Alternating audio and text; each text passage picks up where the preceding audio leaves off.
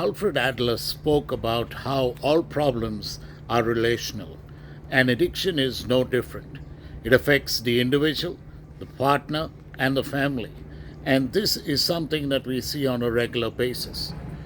It's not just a connection that the person has with regards to the substance, the behavior, or the activity, but it's much more. It's a longing, it's a desire, it's a craving, it's an infatuation, and in a hope of receiving that high every time on a regular basis. And this doesn't happen on a regular basis. And that is why, very often, instead of looking for a high, the patient or the individual or the client is going below what we call equilibrium. And equilibrium is nothing but normalcy. Normalcy in the sense of living. What is equilibrium? Equilibrium is basically normalcy. Normalcy in the way that we live, normalcy in the way we act, the normalcy in the way we decide, and in the way we make choices. And very often, addiction skews this equilibrium because you're on a high and then you feel that you want to get back to normal. However, you do not. And what happens is you go below normal in the sense of what some people call depression, anxiety, and that is not equivalency. And this is what we all hope for.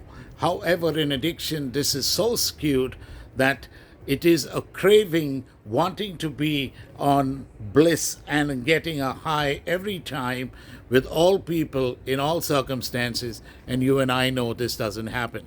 And that is the irony and the contradiction in terms of addiction. And this is the contradiction of addiction.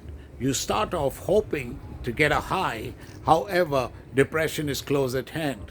A so called downer, a so called hangover, a so called emotional roller coaster, which puts you more in the realm of anxiety and depression than of a high. And unfortunately, this is experienced even by the partner, and the partner and the family gets affected. It's like saying the person is so focused on his substance or activity, and the partner is focused on the person who's using or becoming susceptible to that activity, like gaming, sex addiction, or even gambling.